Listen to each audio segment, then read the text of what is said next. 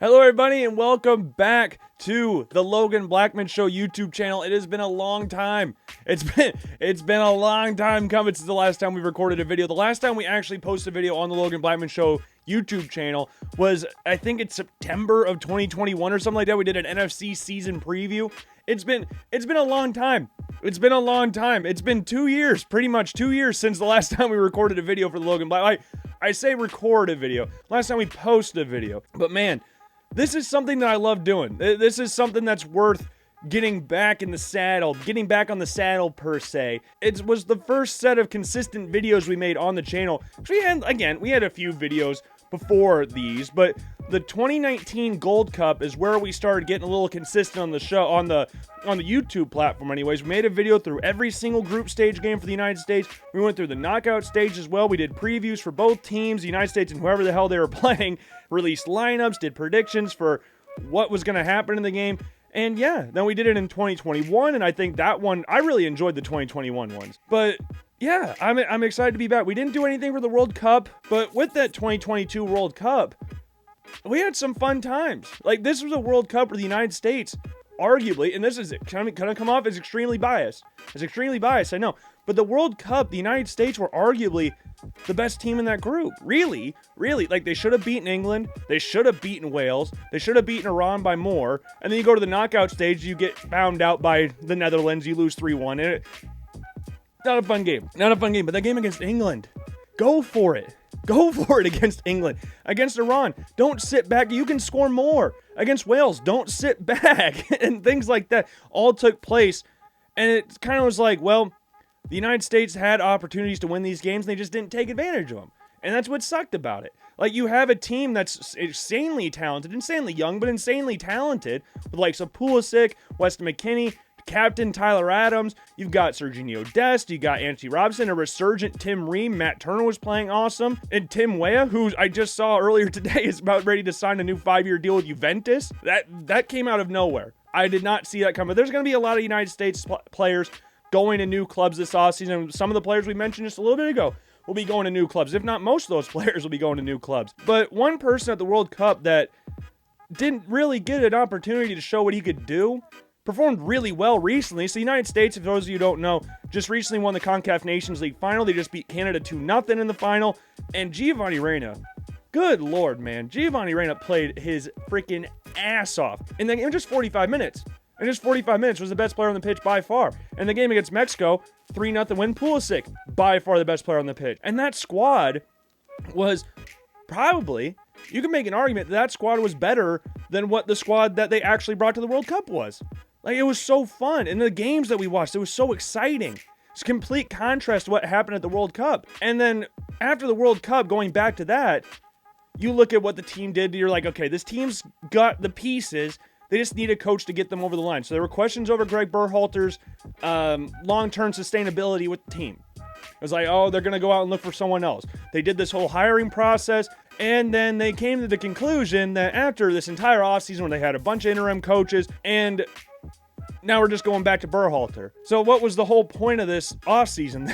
We're just going to go straight back to Berhalter. So with Greg Berhalter coming back, we got to take advantage of this summer because BJ Callahan is going to be the coach for the Gold Cup. And Callahan ball is freaking awesome. It is high octane all the time. It's just vibes galore. That's what it is. Like, when you looked at that lineup that they brought out against Canada with the midfield three of Aronson, Musa, and McKennie, that's just vibes. And though this squad is not anything, has no real world beaters in it, it's not a horrific squad. It's not anything that's going to, like, sell out arenas. You don't have the likes of, again, Pulisic, McKennie, Adams, Musa, Tim Weah, all those guys. You don't have these guys in the squad.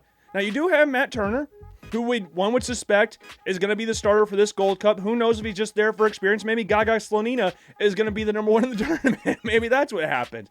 I would love to see him get some in. He won't be a starter at the first game anyways, but I would love to see him get at least some minutes in this tournament. But Matt Turner, going from the last Gold Cup, the 2021 Gold Cup, Matt Turner went in the tournament with one singular cap. And he had like Brad Guzan, who had like 76 at the time, and then Sean Johnson was there as well. But the guy who we all knew was going to start had a singular cap, and he got it in that January. And then since then, Matt Turner, I could have gotten this wrong. But according to the broadcast, again, I shouldn't say according to the broadcasting because I'm not 100% sure if I heard this right. But Matt Turner's 28 caps for the United States has 18 clean sheets. Is that right? Is that right? There's no way that's right? Like, that's insane. Going to the tournament now, the Gold Cup, obviously the United States is going to be one of the favorites going into the tournament. And the vibes going into this one are a little bit different than that going into the 2021 Gold Cup and the going into the 2019 Gold Cup. Because the 2019 Gold Cup, the United States was just coming off a year where they didn't get to go to the World Cup. So going into that one, there was like, okay, what is this team? What is this team going to be? And you brought a relatively strong, you brought probably at that time the strongest squad you could have brought.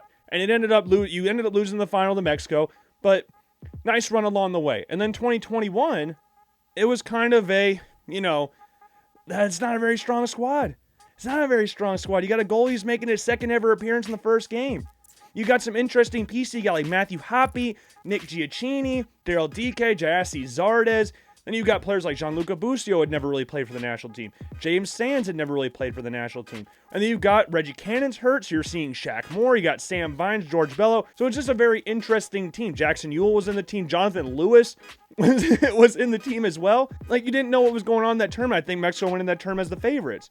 But now you look at the United States, they've won 3 straight Concacaf trophies. So they're on a nice little stretch right now where they are the top dogs in CONCACAF, which is what you want to be. Even though this is a relatively weaker squad, they're still going to go into the tournament as the favorites, which again is a little bit different than what it was when you went into the past 2 Gold Cups, which is an exciting feeling. Now, you shouldn't take this for granted. Just because you're the favorites does not mean you should take this for granted, because your first game is against arguably, your toughest actual competition. It's flying a little bit under the radar, but it's Jamaica. Now, this Jamaica team, again, what is their manager's name? I gotta make sure I'm saying their manager's name right. I don't know. Let's enhance it. Jaimir Hallgrimsson. Obviously, you can tell he's Icelandic. I guess you could. I don't know if you could guess that or not. But new manager, and they're not coming in with like the greatest form. They just lost to Jordan today. That form, it wasn't the squad that they're bringing now. Like Andre Blake, again, one of the best goalies in all of CONCACAF. Him and Matt Turner are probably number 1 and number 2. And then you look at some of the players they brought over. Because the United States, over recent years, like we've talked about, like Balogun coming over, Pepe coming over, Jonas Musa coming over, like players that are dual nationals coming over to the United States and propping up the team. That's what you're getting with Jamaica now. You got Mikel Antonio, who was going to the team last year, but he wasn't in the tournament. And then you got Damari Gray, who just got announced in the squad. Like, I didn't know he was even rumored of going to represent Jamaica, and he's in the squad. And then you got Leon Bailey there, who was there before, obviously. He didn't play the United States the last time these 2 teams met in the Gold Cup. And then you got Bobby Reed. Like, this team is very solid. It's a very solid, fun attacking team. Adrian Mariappa, I'm pretty sure, is still there as well. But this is a fun team. This is a very fun team. And this is the first game of the tournament for the United States. This is not an easy game for them. Jamaica's been a kind of a thorn in the side of the United States for a couple times. And now they've got a strong squad with West Ham's all-time leading Premier League goal scorer on their squad. I'm not saying Mikel Antonio is an absolute world beater or anything, but he's better than some of the strikers that they've had in the past. But they still got a relatively deep squad that have players from the last Gold Cup that are still in the squad as well. Players like Daniel Johnson, players like Corey Burke, Shamar Nicholson, and Kamar Lawrence are all key members of this team, so we'll see how they all gel together with these new people. Now, Mikel Antonio has played, I think, 7 times? He's gotten 3 goals or something for the Jamaican national team since transitioning over. He's going to be scary. Physical dude. Very physical dude. Just kind of transitioned to becoming a striker, like an actual striker, like 2-3 years ago. Like, when he was first at West Ham, he was playing right back, he was playing right wing, he was playing in the midfield, like, he was playing freaking everywhere. He'll put the work in. And that'll be an interesting test for the United States going forward. Will they be able to handle the pressure from Mikel Antonio? And I forgot about that. I was just thinking about it. Deshaun Bernard, Manchester United center back, is also in the team too. So there's more English Jamaican dual nationals that are making part of this team. Good thing they didn't get Raheem Sterling. Because that dude, for those of you who don't know, is from Kingston, Jamaica. So they could have gotten him, but he's got like 70, 80 casts for England. So I think it's a little too late at this point. But I really wish Ravel Morrison was back in the squad. Man, I wish Ravel Morrison, because the last time we did the Gold Cup videos, he was playing for Derby County. Completely forgot about him. And then now, guess where he is now? Just take a guess. He's with DC United. The past 2 clubs he's played for, have been managed by Wayne Rooney, his former Manchester United guy. All the connections there for Ravel Morrison just trying to get his career back on track. 'Cause the dude is insanely talented player. Just needs him to get some footing under him. I wish he, maybe I've missed it. Maybe I've missed it and he is in the tournament, but I really wish that he was in here. If he's not. Now, for the United States, we brought up Matt Turner before.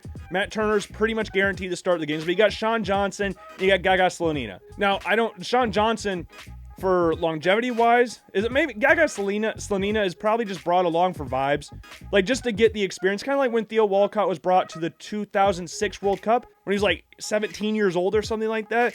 Never played a minute that I'm aware of. And like Julian Green for the United States didn't really play anywhere until the Belgium game, and he scored a goal against Belgium in the knockout stage when Tim Howard put on a performance of a lifetime and a losing effort for the United States. Goalies is going to be the strong point for the United States, but then you look at the defense, you got the likes of DeAndre Yedlin, you got Aaron Long, who is still kicking it with the United States men's national team. Matt Miazga is back from the dead, completely forgot about him. Brian Reynolds is back in the squad, completely forgot about him, but I'm hoping that he gets some minutes. It's going to be interesting to see how Callahan balances him and DeAndre Yedlin at right back, because Yedlin is the most capped player, like active player the United States has at their disposal. He's got like 75 or 80 caps to his name right now. And Brian Reynolds, I don't know, he might have one or two. So it's going to be interesting to see how he develops that. And Brian Reynolds is freaking huge. Brian Reynolds for a right back, 6'3" right back. He's a big dude playing right back. Big old dude playing right back. I want to see Brian Reynolds play, but I would imagine that DeAndre Yedlin's experience will give him the edge in that department. But then you've also got the likes of Miles Robinson, who's going to be recovering from an injury. When he's healthy, Miles Robinson is one of the best center backs the United States has at their disposal. The dude is an awesome center back. You see how much better they are with him versus without him. I'm hoping Miles Robinson's healthy and ready to go for this game against Jamaica, because his experience and athleticism will be big against a potential front three. I don't know what formation Jamaica's going to run. They usually run a 4-4-2 formation, but with the likes of Leon Bailey, Damari Gray, and Mikel Antonio, maybe they switch it up and run a 4-3-3. Maybe they switch it up. So that athleticism will be big there. And we'll see how that works out for them. You've also got the likes of DeJuan Jones and John Tolkien. That battle will be very interesting. Now, just for, if we're going off the Vibes squad, if we're going strictly off Vibes squad, John Tolkien, look at this dude's mullet. Look at this dude's mullet. This dude has a different hairstyle like every other day. But he's one of the better players in MLS. He's got 4 assists for a New York Red Bull team that is not scoring any goals. They scored 13 goals this season. They do not... They love not scoring. They're by far the worst in that regard in the MLS.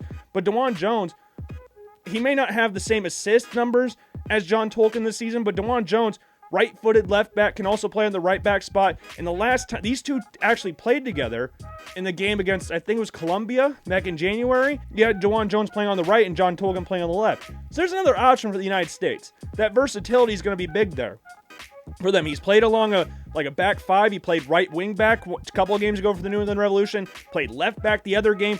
So that versatility is big there. And then finally, the last player we're going to talk about for the defense, we got Jalen Neal, young center, 19 years old.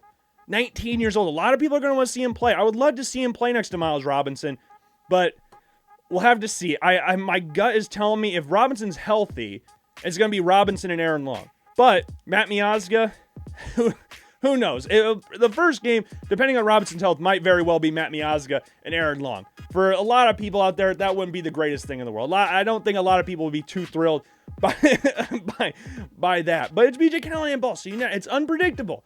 It's very unpredictable. And moving into the midfield, you got Gianluca Busio is back in the squad. You got Alan Serona, dual national. Again, got him this summer. We'll see where he plays.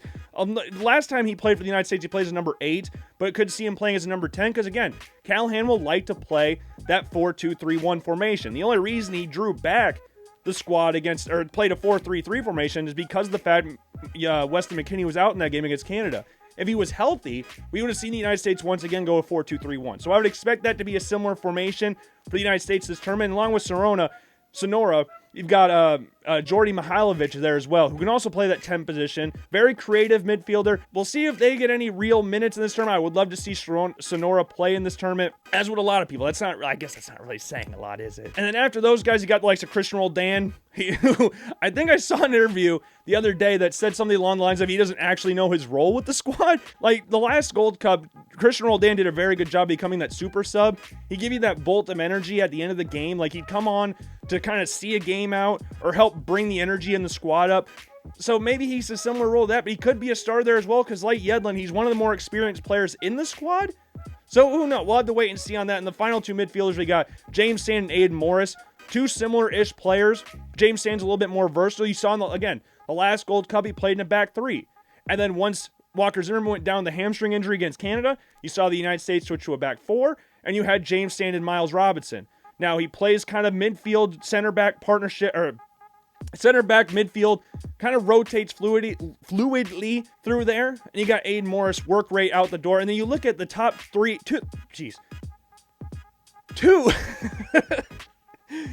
of the top three tacklers in the MLS this season are James Sands and Aiden Morris.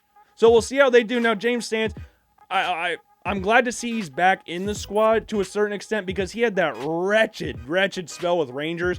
So I just want to see him get his confidence up. But Aiden Morris, young player, had an opportunity to represent Canada. Chose a good old US of A, baby. So let's go. They might be battling for starting spots together, or they may partner each other. Who the hell knows? We'll have to wait and see on that. We'll get the lineup predictions here in a little bit. But going forward, I'm intrigued to see it, because you see the last couple squads here. The United States has really just gone with two strikers. Under Berhalter, the United States would try to go with three strikers. You see the World Cup squad. You see the last Gold Cup squad. Try to rotate with three different strikers, but this squad's only got two real strikers, and that's Jesus Ferreira, who's widely considered one of Greg's guys, and Brandon Vasquez, who was a dual national, decided to come to the United States later, had an outside shot at making the World Cup. Two completely different strikers. Two completely different styles of strikers. Brandon Vasquez is a big physical striker, and Jesus Ferreira is more likely to drop in deep, with some people not even considering him a real striker, playing more of a false nine situation every once in a while. But for the United States, Berhalter likes him. I really have no general disdain for Jesus Ferreira, but I know it's cool for United States fans to not like Jesus Ferreira. He doesn't, I don't know. He's just mid. He's just mid, really, isn't he? But then you've got the likes of Alejandro Zendejas, who a lot of people are excited for, pissed off a lot of people in the Mexican Soccer Federation with how he handled the transition for going from Mexico to the United States. He was one of the few players in this current squad that was actually in the Nations League squad. Didn't make an appearance in the Nations League, but him and Matt Turner were both in the squad, and it's going to be fun to see how he goes moving forward. Probably line up on that right wing, He's one of the few people that I'm actually fairly confident will start this tournament. I can almost guarantee he'll be starting off the right wing. For the left wing, though, you got the likes of Jordan Morris and Cade Cowell. Now, Cade Cowell, a very versatile player. I guess both of them are pretty versatile. And a lot of people out there would love to see Cade Cowell get the start in this tournament. But Jordan Morris, again, with that experience, I would imagine they'd go with Jordan Morris again. That's what I would guess. But Cade Cowell, again, very exciting prospect. Might get a move to Europe here very soon. We'll see how that goes for him. Got a nice flow as well. Not anything as insane as John Tolkien, but, he got a nice flow there as well. Then you look at the likes of Julian Gressel, who I completely forgot about, to be 100% honest with you. I was really surprised to see his name in here. I was very surprised to see Julian Gressel in the squad. But he's a versatile-ish player, can play, unlike Cal and Morris, who can play, and Zendejas, who can play along the front line. You see Gressel usually playing just along the right side, playing as a right back or a right winger. And the last time he represented the United States, he actually got an assist to Brandon Vasquez, coming down the right side from right back. So we'll see him float around the team. Born in Germany, got his nationality switched to represent the United States. I don't know how much he'll play. I really don't know how much he'll play. I know he was one of the names on the squad where a lot of people kind of shook their heads or scratched their heads about. But we'll see how he does. If he gets any minutes, who knows? But the squad, again, is nothing like world beater-ish. But it's a decent squad that, again, the United States should be able to do enough to win the tournament with. And as for this first game against Jamaica, the starting lineup, again, I kind of brought this up before with BJ Callahan ball. I think they'll go with the 4-2-3-1 formation. I think it's a very nice formation for this United States team. And it's a little bit different for this group of players versus the players that we just had. So you look in net, again, Matt Turner, fairly easy choice right there. Look at right back, right and left back spots. Right back, again, I would love to see Brian Reynolds play, but I think he'll lean towards DeAndre Yedlin, at least early. I don't know if that'll be the long-term answer at right back for this tournament, but at least early, I think it'll be DeAndre Yedlin. As for left back, I'm going to go with John Tolkien. I'm just edging towards John Tolkien. I'm not saying it's a landslide victory for him or anything, but I'm going to go with him early on. And for the center back partnership, if he's healthy, it's a big if he's healthy, Miles Robinson, I think he'll partner with Aaron Long. That's what my gut tells me. Because the coach for the United States think Aaron Long can still pass the ball. So he'll be that ball-playing center back. Miles Robinson will be the run-around everywhere, athletic center back. Because you see in the last Gold Cup, when they moved to that back four, once Walker Zimmerman got hurt, Miles Robinson did a lot of tracking back for James Sands. So we'll see him do that here as well. I think against Jamaica, you're going to need that athleticism. So maybe we may even see Jalen Neal in this squad too, just to get more athleticism at the back spot. So we'll have to see. But the physicality, maybe Matt Miazga makes an appearance because of the physicality of the likes of Mikel Antonio. But again, I'm going to start off with Robinson and Long. Could be wrong, but who knows. As for the midfield two, we're going to do a double pivot, and I'm going to go Aiden Morris and James Sands. You might sit there and go, well, they're similar-ish players, but I think it'll just work. I like it for this initial game. I don't know if it works. I'm struggling to find a midfield partner, and you're kind of splitting hairs between Aiden Morris and James Sands to a certain extent. You kind of go one or the other. I was leaning towards James Sands, but I ultimately went with both the midfield. I think the likes of Christian Roldan could play there. If they play a midfield three, then we might see some of the difference. Sonora might come in and play one of those midfield spots. Roldan might come in and play one of those midfield spots. We'll have to see. But I think for initially, I think they'll go with the two. Could be completely wrong. About that. But that's mainly because I feel like they're going to go with this with this front four. And that's Zendejas on the right. Jesus Ferreira sitting as the number 10. Because you look at the last time these front four players played together. Jesus Ferreira, when Vasquez and Ferreira played together, I should say. In that game against that 1-1 draw against Mexico, Ferreira sat in as the number 10 with Vasquez pushing forward to strike, and it was kind of a fluid motion because again, Morris is not very, but versatile. Ferreira's versatile. Vasquez switched off to the left every once in a while. Cade Cowell can move inside, so it was kind of a nice fluid formation there up front. And now with Zendejas coming in, that leaves a little bit more question marks on the left side, which again is between Jordan Morris and Cade Cowell. For the first game, I think the first game's important, so we're going to go with experience first. I would imagine anyways. So you can go, why did you leave out Roldan? That's more of a positional thing. If you're going off a battle between an experienced guy and an inexperienced guy who play the exact same position, I'm going to edge for the experienced guy just for this game. So we're going to go Jordan Morris on the left and then Brandon Vasquez up top. So that's the starting lineup that I'm going to go with. Again, Matt Turner in net. You got wingbacks of DeAndre Yedlin and John Tolkien with Robinson and Aaron Long in the middle. Aiden Morris and James Sands in midfield. From right to left and up in the attack, we've got Alejandro Zendejas, Jesus Ferreira, Jordan Morris, and the lone striker, we've got Brandon Vasquez. So that's your preview. Man. It's been a long time. We had a few things to cover here. We didn't do a single video for the World Cup, so we had a few things to cover, but I do hope you enjoyed. If not, I sincerely apologize. We'll try to be better by the next video. And yeah, for this game, I'm going to go with a 1-1 draw. I think that we're going to have a nice 1-1 game. I think that's how we're going to go here. I could see the United States pushing up and get 2-1, but I'm going to go with a 1-1 draw to start. That's how we'll start off the tournament. And then we'll get some wins later on in the group stage. I have no issue with the United States qualifying out of this group. I have no issues with that. So we'll see how that goes. But we'll talk about the United States next game coming up shortly. But for now, let's go USA. It's good to be back doing a YouTube video. And I will see you guys later. Peace.